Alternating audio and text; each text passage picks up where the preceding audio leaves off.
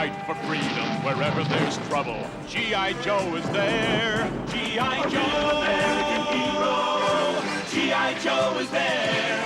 It's G.I. Joe against Cobra, the enemy, fighting to save the day.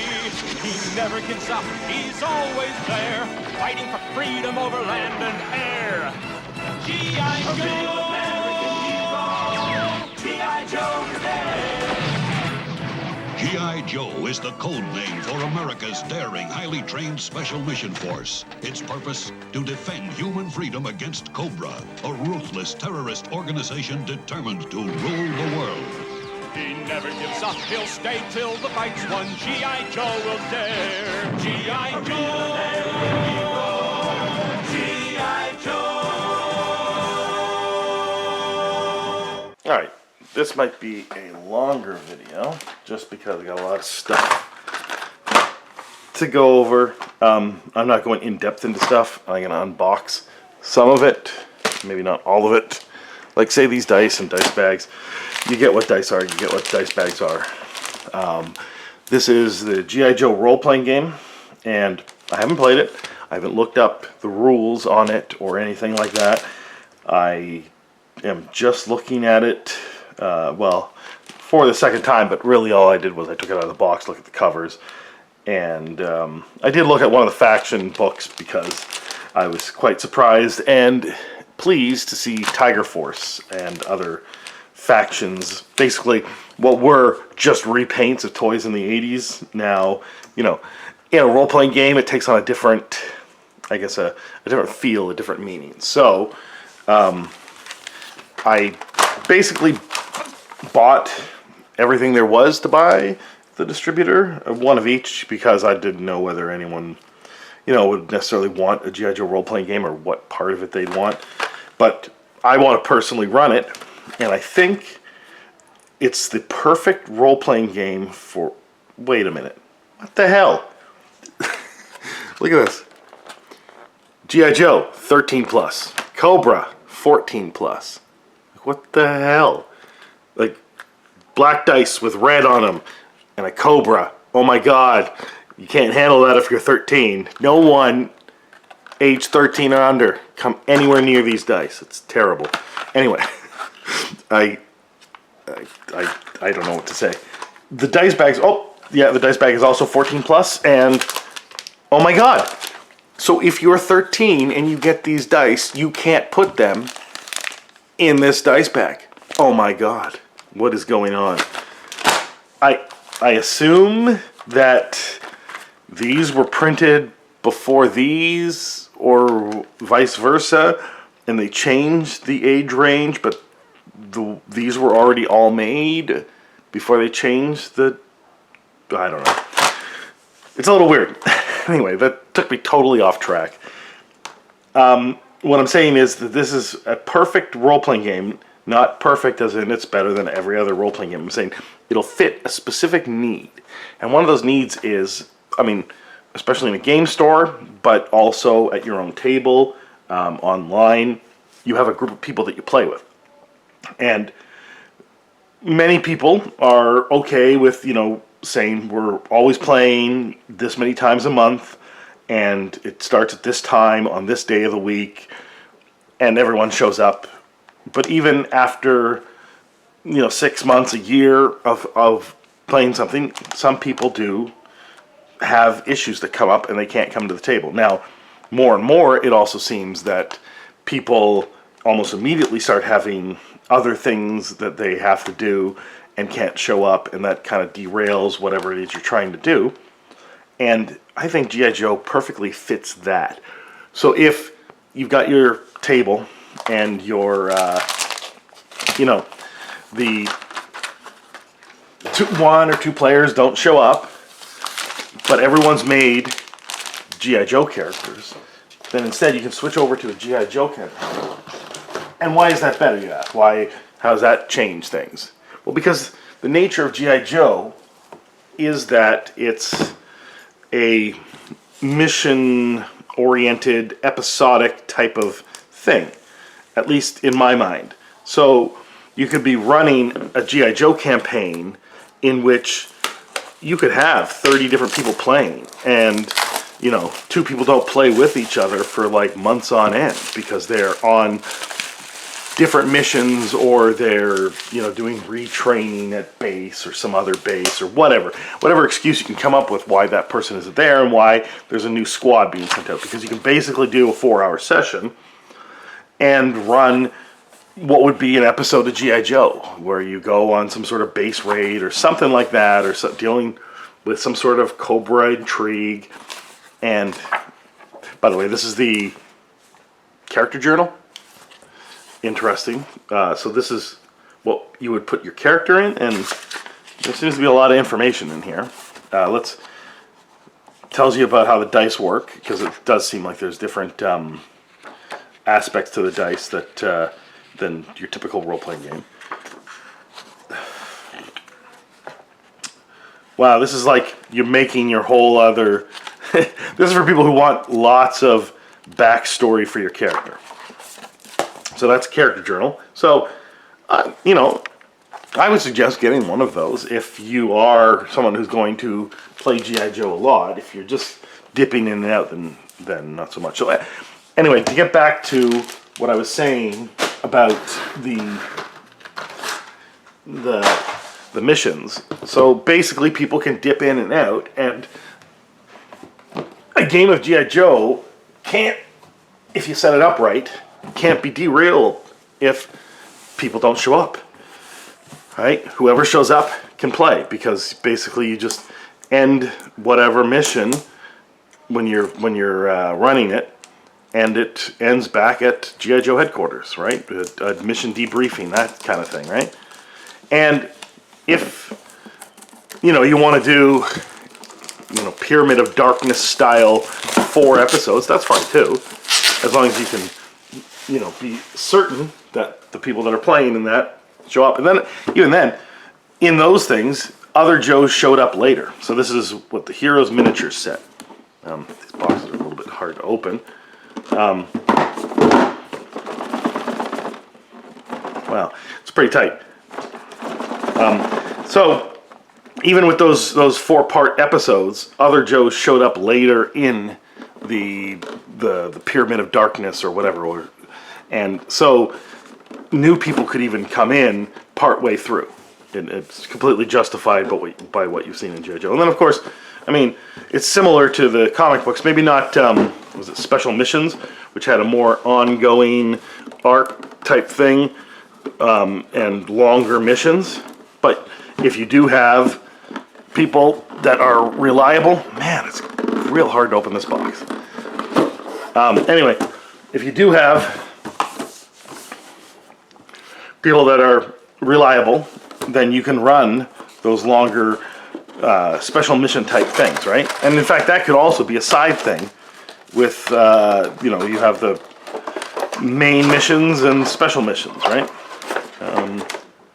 Yeah, let's open this because I want to take out some of the miniatures just to see. I mean, they're typical board game style miniatures. I don't know if you got the Batman game, similar to that. Let's see if I can. These, I don't even. Oh, that was Blowtorch, I think. So there's Junkyard? I don't know. I don't remember. I don't know why I have a mask, but I'm pretty sure that's Junkyard. I think I see Jinx in there. That must, yeah, that's Snake Eyes there. Very actiony pose for Snake Eyes. Anyway, yeah, so you got a bunch of Joes in here. I mean, you want some miniatures, because you're never going to have enough miniatures unless they put up more packs of, like, just, you know, army builder type miniatures. Like, you know, just regular Joes and when we were, you know, when people are collecting G.I. Joe, the army builders. So the most, or like the most common ones, or the ones that people know are army builders, are just the, is it the Cobra Vipers or just the Cobra Troopers, basically, right? They all look the same, and they all look the same in the cartoon, and there's a bunch of them, and they're cannon fodder, right? So hopefully, if they're going to put out miniatures, they put out army builder style miniatures, because that's what you need more of. So this is the villain set 1. Man, these boxes. I don't know if this is a I don't know if this is how improvement over old boxes, that they're more sturdy or whatever, but getting into these is nuts. I don't know. This is. It could just be the coating, the print on the box that added later, and the box was sized without this art, or without the whatever this is. But yeah, it's difficult to get in here. So now let's take a look at, is that, no, that's Dr. Mindbender, not Serpentor. But I do see Serpentor. Okay, good. Serpentor's in here. Who fell out? Who fell out? This is, oh, Tomax or Zaymot. Where's his brother? There's one. What the hell? Why is there only? Oh wait, this is probably Tomax. Okay, I don't know why they aren't together. I mean, I guess it's whatever this plastic perforation is to fit all these in. I guess you had to be over here. Anyway, there's Serpentor. Dr. Mindbender has a huge flowing cape. And of course it's going to be fun to paint those if I ever get time. There's Baroness and Cobra Commander and Storm Shadow and not Xander.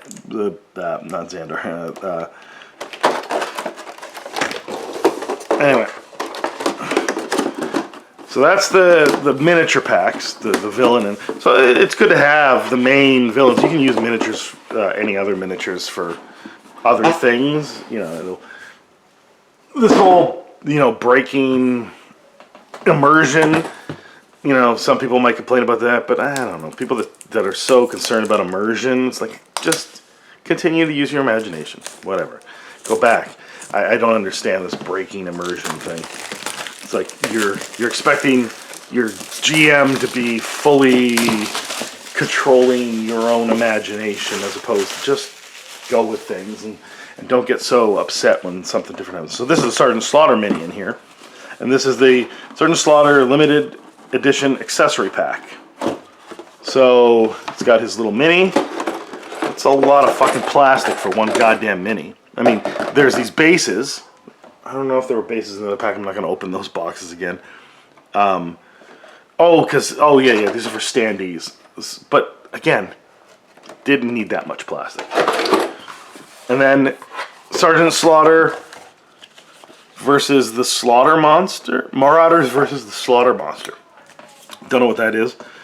So it's got Sergeant Slaughter's Marauders, but I don't think they have the coloring. So maybe, is this like a how they became Sergeant Slaughter's Marauders, maybe? Maybe it's an origin story of the... What the hell? There's a crazy monster there.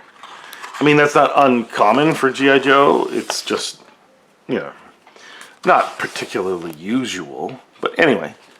So, this is kind of what... You got some maps in there, too. Nice. They're not... Like, I guess you would make a copy of it or whatever. I don't know if there's a digital download you can do. But yeah, it tells you the base of operations. Anyway, so you got, and also if you have the G.I. Joe board game, then you can use miniatures from there, I assume. And then this tells you, it's just your regular adventure path thing. I don't know if this is a starter set. I don't think it is. Limited edition accessory pack source book. So this just gives you some optional rules and gives you his vehicle and then the different vehicles that eventually became Marauder. Again, the Sergeant Slaughter's Marauders were just a repaint of older Joes to resell them to kids. But now, in a role-playing game, take a different context. Oh, there we go. Some maps. That's nice. Or art. Sort of maps. They got grids on them. Yeah, okay. They got grids on them, so they're like little encounter maps. That's pretty good. And then you got standees for the different vehicles. Again, I'm not really seeing the Marauder paint job, so this must be an origin story of Slaughter's Marauders. Because why else wouldn't things be painted in the modern Slaughter's Marauders style? Anyway, that's pretty cool. So it just gives you an adventure path to introduce Sergeant Slaughter or reassign people to a new unit, that kind of thing. That box was easier to open than the other boxes. The other ones are too small.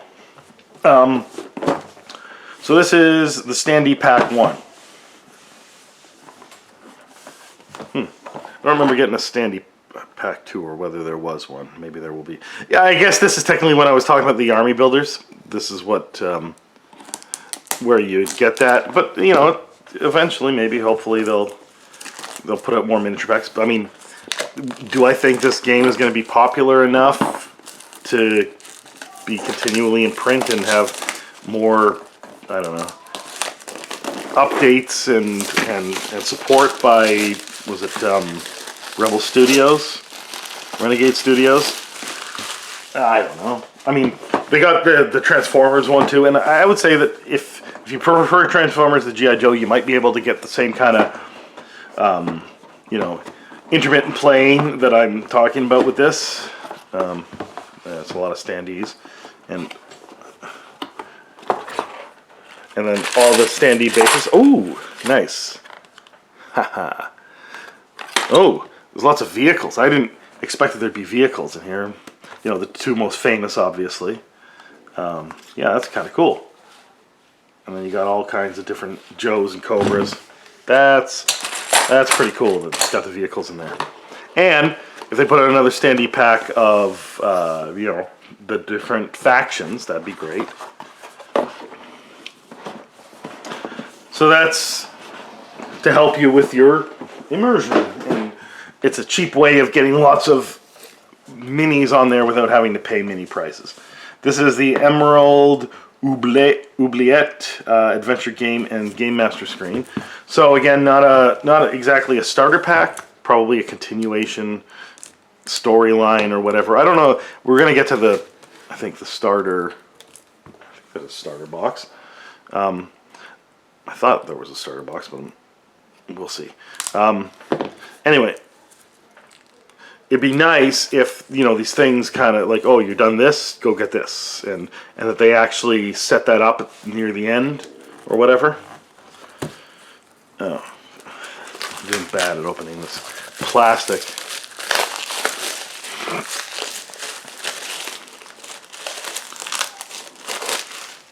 So this is the adventure, I guess. Yeah. So this walks you through the adventure, and then there's just the Game Master screen. This is sort of just a little bit on the back, tell you what the game is about. Interesting. So this just gives art on the one side for everybody, and then this is for you. Basically, usually Game Master screens have the most pertinent information that you can use the most often, or sometimes the most obscure information that's hard to find, or a combination thereof. And so hopefully it's got that kind of stuff. I don't know yet because I haven't played the game. So that's that. Let's see. So this, oh yeah, this is the beginner box. So, you know, obviously, I could have opened this first, you know, seeing this as a beginner box, but whatever. I'm just kind of opening them in the way that I stacked them up. Again, with this plastic.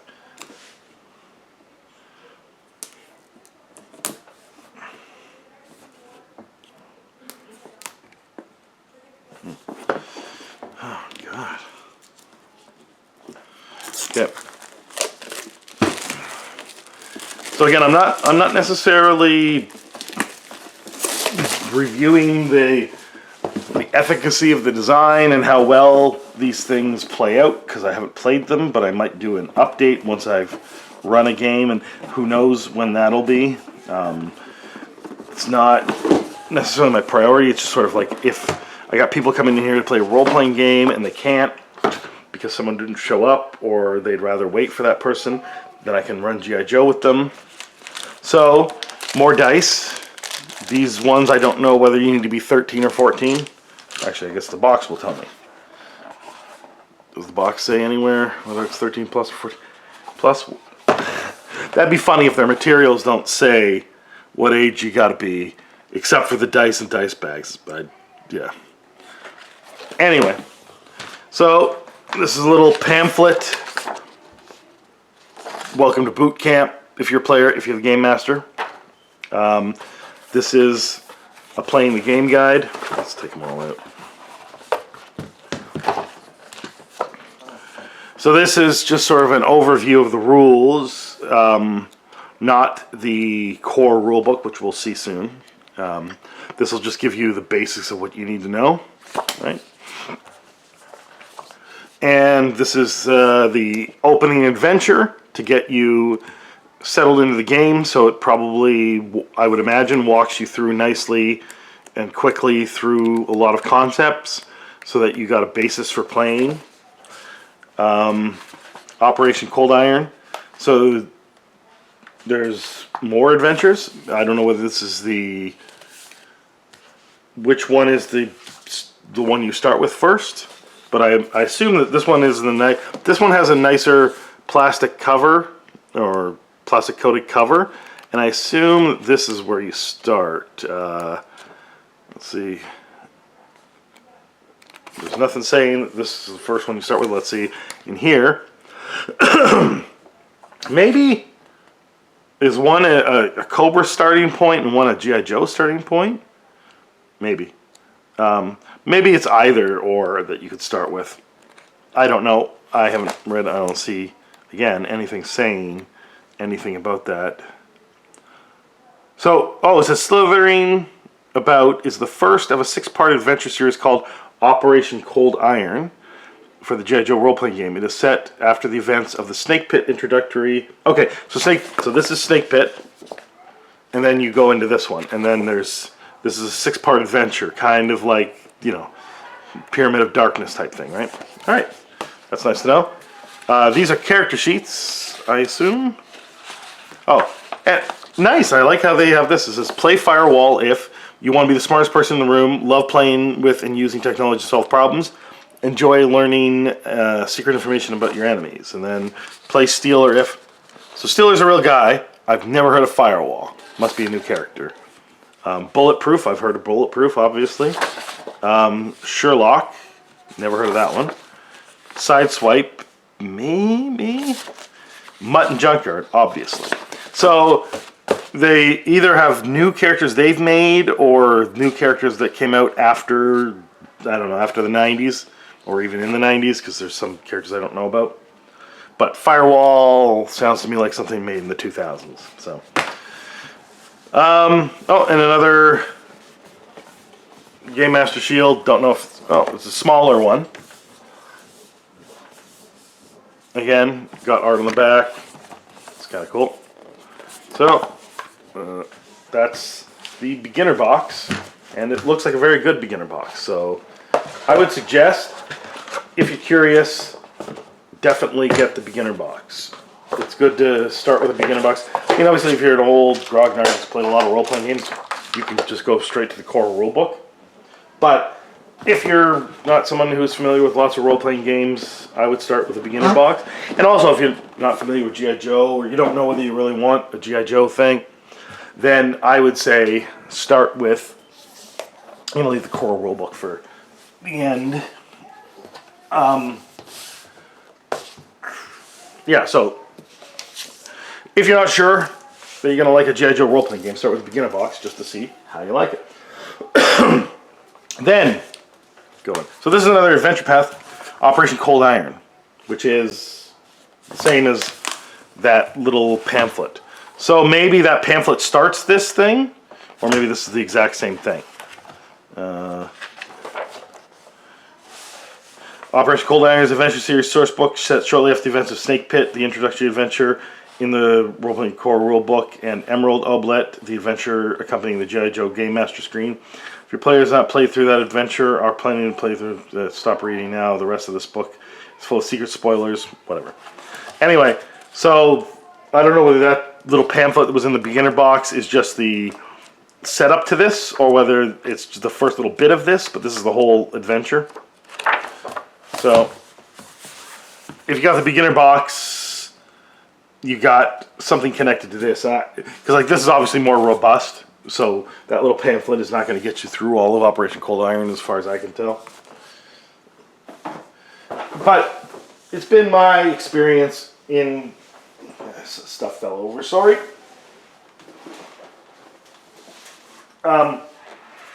It's been my experience with games that you don't need to buy adventures, pre-made adventures, unless you just want to take concepts from that and add it to your own thing. I think you should just have, so this is Cobra Codex source book. So it just gives you all the information you need to know on Cobra in the game. So like you buy the pre-made adventures to get ideas and little things that you can drop into your own game. I mean, you might go through the whole adventure and run a whole adventure and do it the way they do it. Maybe innovating a little bit. Just I don't know. I've never seen one that is well enough made in written. Like the problem is, it's a role-playing game that you're playing and that is evolving all the time. And these are written materials, right? So you have to extrapolate and interpret stuff to then adapt to what you're doing. And doing a pre-made adventure isn't doing that. You're just basically halfway between reading a book to somebody. So,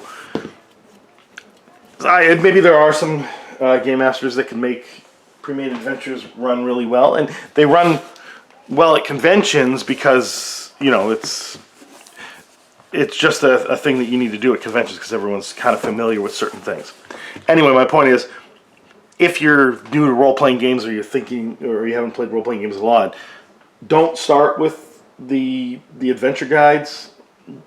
If you're thinking of where to put your money and you don't have enough to get everything or only enough to get at certain things, start with a beginner box, start with core rule book, maybe minis if you want, and then faction guides are more important to me than adventures, the pre-made adventures. So this is a Game Master's Guide to Gear.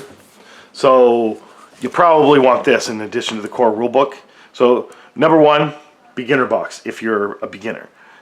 If you're comfortable skipping the beginner box, number two is the core rulebook.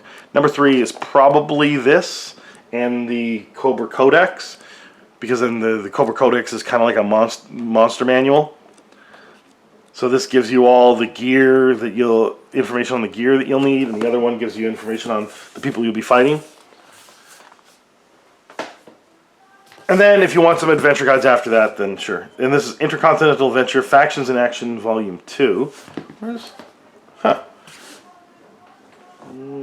Did I miss the other faction book? Let's see.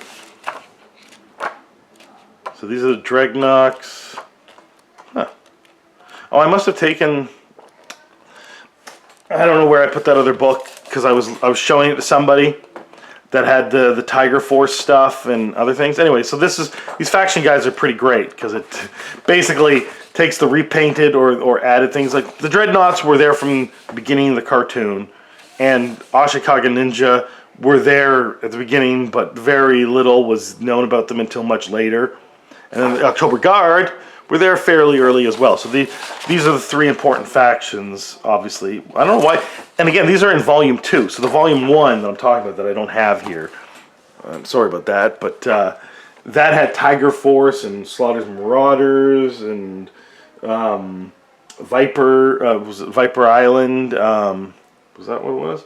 Anyway, those things came much later, so I don't know why this is Volume 2 and the other ones were Volume 1. But in any case, so like this gives you all the information you need to know about Ashikage Ninjas and Dreadnoughts and the October Guard.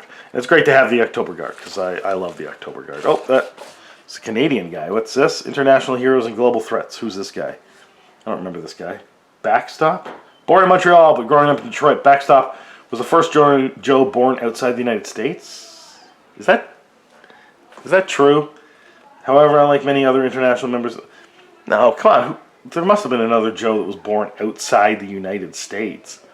And in fact, I've never heard of this Backstop. And Jinx was on the team. And Jinx, well, she might be American, Japanese. But Storm Shadow was on the team near the end. And I'm pretty sure he's before Backstop. Anyway, other Joes must be also not necessarily born in the United States. Or maybe I'm wrong. And Glenda. So these are just a bunch of different international heroes. Who's this? Slice. Snowstorm. Is Snowstorm Canadian? No. Snowstorm is... What is his...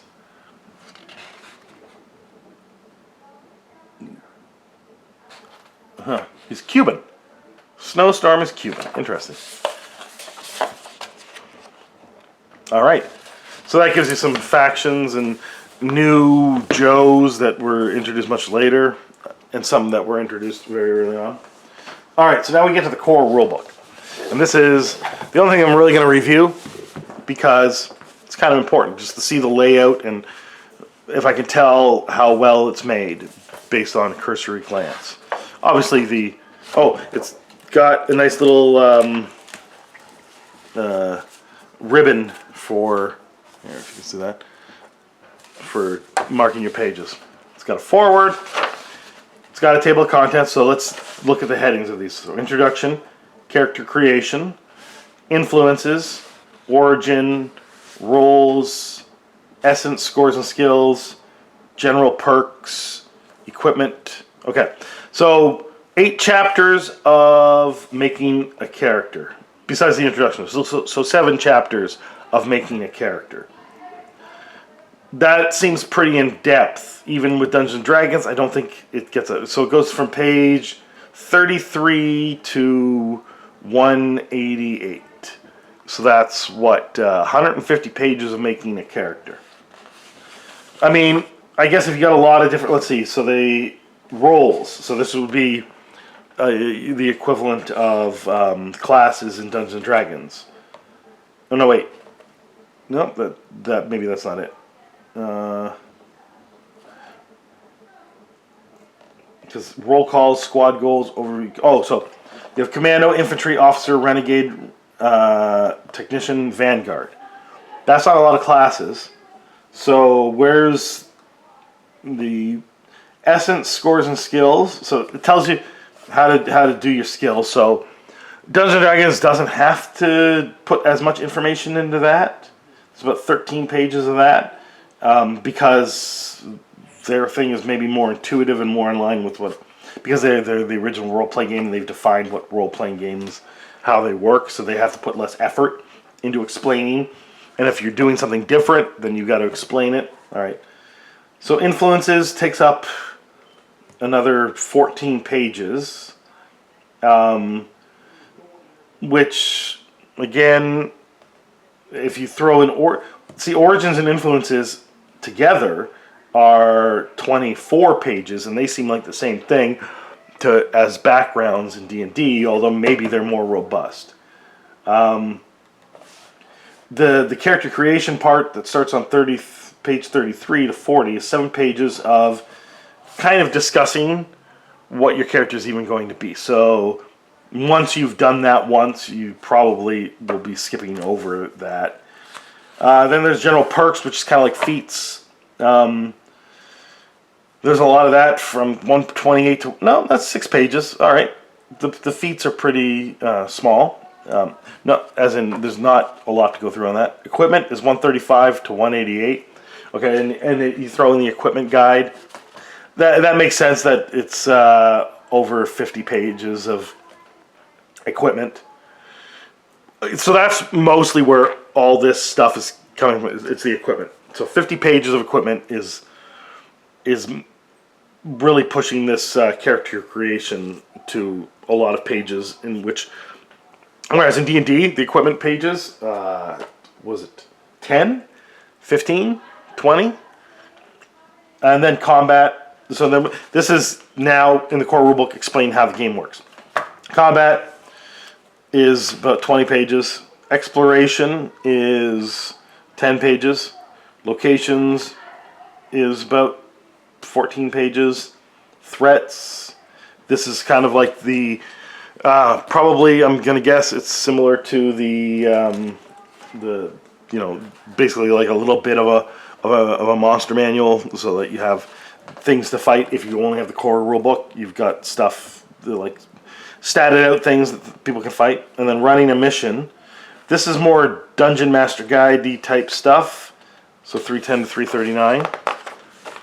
So really, that's the part for the GM, and then I guess threats and running a mission are for the GM. Locations, mostly for GM.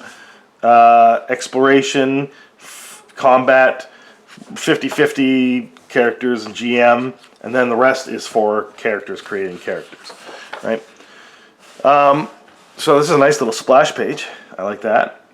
You got a lot of things going on in there that's very Easter eggy, I guess. So this General Hawk's giving you a briefing? Yeah, okay. So let's see. Oh, you got some guys that are on Joe's. But it doesn't give them any stats. It just kind of a bunch of quotes from them. Don't know how that's helpful, but it tells you who's who, I guess. But it doesn't. I would even have like a little stat line, although maybe that's more of a 90s thing because it's not really good design today, I guess. But still, I would have done it. Then this gets you into, what page are we on? 31, yeah. So we're getting close to, so this is what I was talking about, the character creation. And you go through the steps of making a character and your backgrounds and that kind of stuff and your origin and then which branches of the military you're in. Okay, that is important to a G.I. Joe game. The roles, right? And then, let's see, where are we at now? These are perks, or like, oh, sorry, we're still in roles, where we, technician, so we're getting to the Vanguard, so we're probably at the end of the roles now. And, what is this? Abilities, okay. Right, so skills and abilities, that kind of stuff, and how to, see, Step 5, roll skill test. Rolling an actual test. So it tells you how to run skill test in the skills. I would have kept that in the back half of the book. Kung Fu grip, so more feats and stuff. Equipment. So now we're in the equipment. So this is like the 50 pages of equipment that I told you about, right? Lead-lined, modular standard weapon, non-lethal, scary scope. Sounds are interesting. These are all weapon upgrades. And then you're going to probably have vehicles and stuff like that. So, let's see. Gear, laser designator, defibrillator. Okay, so you have other stuff. if you're opening up G.I. Joe toys, the other little bits and bobs that are in there that aren't weapons. That kind of define your class. So, yeah, so we're into vehicles now. Interesting. And of course, there's going to be probably more vehicle books and that kind of stuff. So now we're in combat. Okay, so that, I think that was the, so that's character creation, right? All these pages here. And then, let's see.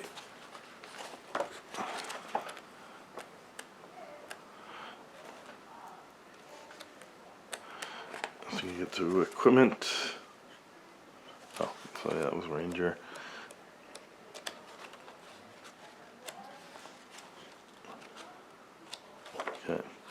Okay, so this is equipment, right? And that's the rest of character creation. So it does take up quite a fair chunk, about a third? Yeah, about a third. And then we got combat in here. It tells you how to run combat. And then we're in locations, and then we're in all the foes. It's got people statted out. It's got Destro stats and Cobra Commander and the people you might fight, and it's got the regular Cobra infantry and different Strato Vipers, that kind of stuff. So good. It's got a good spread of different things that people are going to encounter at the beginning of the game. So you don't have to necessarily get one of those faction books again until you've played it for a bit. And then this tells you how to run a mission. Right? And yeah. And then you got a little character page, character sheet in here. So that little book that I showed you at the very beginning, you don't necessarily need that. This is the basic version of the character sheet that you can photocopy. And that's basically the G.I. Joe Core rulebook and all the other stuff that I opened up. And let me know if you're a G.I. Joe fan. And I thought this was going to take an hour, and it's only going to take 40 minutes. So have a good day.